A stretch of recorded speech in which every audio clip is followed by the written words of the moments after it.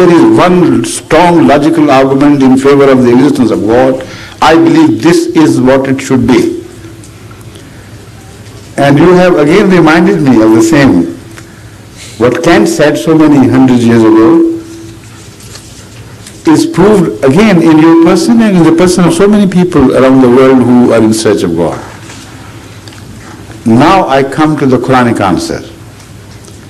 The Holy Quran says, Allazina jahadu fina lanahdiyannahum subulana. Now, although the Holy Quran speaks out a straight path, every religion claims to be that straight path. The Christianity claims to be that way, the only way which leads to God. The Holy Quran says, Sirat al-Mustaqim. You are right, and again, this is related to your question, the foundation you laid for that question. I hear everywhere, come here, come hither, and we'll lead you to God. The Holy Quran says, from whichever path they seek me. It doesn't specify a certain path on which God would be found. It says, those who genuinely and profoundly inquire about me and want to be led on to me, from whichever path they begin their journey, they can't reach me, but I can reach them. Allazina jahadu fina, those who make endeavor in search of us. Lanahdiyannahum subulana. It is we and we alone who can lead them to ourselves, and we promise that we will lead them to ourselves. Now, this does away with all the claims and counterclaims of various religions and narrows your search only to in one direction. That is, instead of asking people, ask God. Cry to Him, but not like Shelley, not like the astronauts, but like all the previous prophets of God, who when did cry in search of God, they were always answered.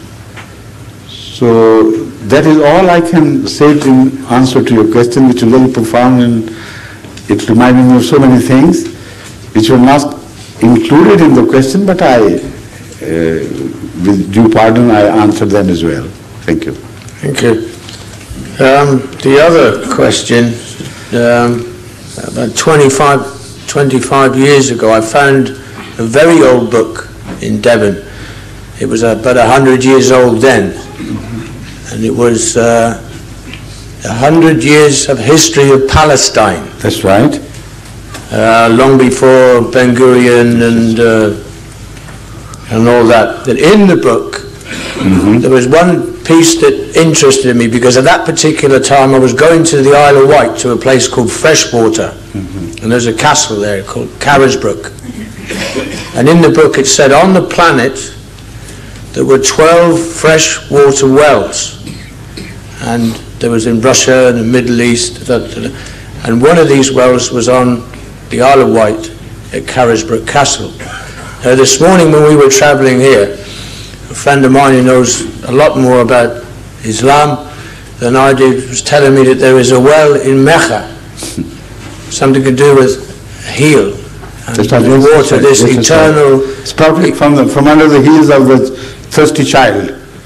Yeah, that's right. Yeah. I was wondering, perhaps that was. I mean, do you know about this story? There was only 12 natural wells on the planet. I don't know of that story, but I know of one real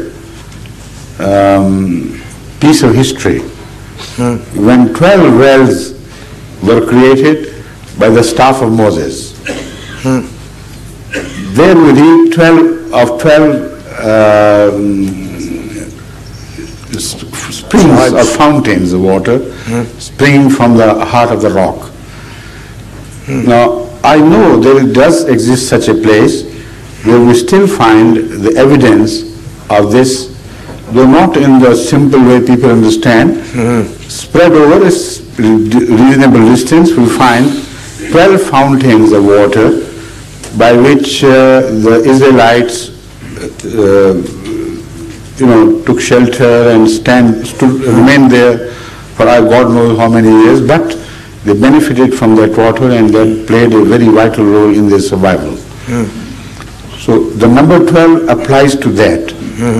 Now, I do not know who the author is. I can't remember. I do not know what he meant by that, but possibly he may have referred to those 12 springs or fountainheads of water and was considering them to have spread all over the Christian world. And from that, through his own dialectical thinking, he could have imagined that if that is true, that his interpretation, then one should be found even in Britain. Because Britain had also played a very important and vital role in the spread of Christianity. So maybe his study of European geography and things were more perfect than most can claim. And he found this spring of water in the Isle of Wight. I mean, all this is guesswork. Yeah. Unless we can lay hands to that book, we are not in a position to explain. I gave it to a Jew for his birthday.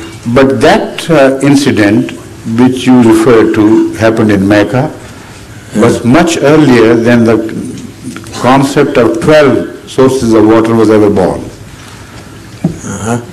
The 12 fountainheads of water are related to Moses. I can remember him hitting the rock. When you talk of that spring found in Mecca, you're talking of the days of Abraham. You see? Yeah. So that could not be included in those 12 which were not yet born. That was one and only one at that time which is referred to in religious literature. This book was talking back Abraham's time, and it was also stating that the original wars in the Middle East started over water rights. But the Holy Quran speaks of that but does not relate it to Abraham, to Moses. Those 12 are outside the number of the one. That one is not included in the number 12. That is what I am trying to explain. Thank you. Okay, thank you.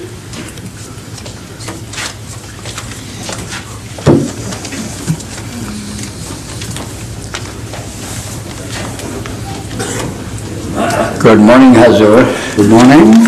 I am going to make a statement here about a certain book that's been produced recently, and I'm not talking to the microphone. I'm going to make a statement about a book that has been produced recently, and I would very much like your comments on the whole idea of it, because I feel that it is doing it's trying to do something in the world which you have already started doing. And it's like this. Please. A group of Americans got together not long ago because all of them felt that their State Department, in other words their Ministry of Foreign Affairs and their diplomatic corps, were paying far too little attention to the part played by religious influences in world affairs. They decided to produce a book. The title is Religion, the Missing Dimension of Statecraft. You may have seen it already. Most of the writers are learned Americans. They've included others from several nations to represent all the great religions. The aim of the book is to explain and demonstrate how religious leaders and others with a sincere faith, so far from causing conflict in the world, can help to resolve conflicts in a non-violent way. And I would welcome your comments on that, Hazur. Thank you. I've already the knowledge of this attempt and many other similar attempts before this, which aim at, please, sit wherever you like, please. Go back to my own place. Sorry. It's all right, not at all. You see, I am talking of many other such attempts which have been made previously regarding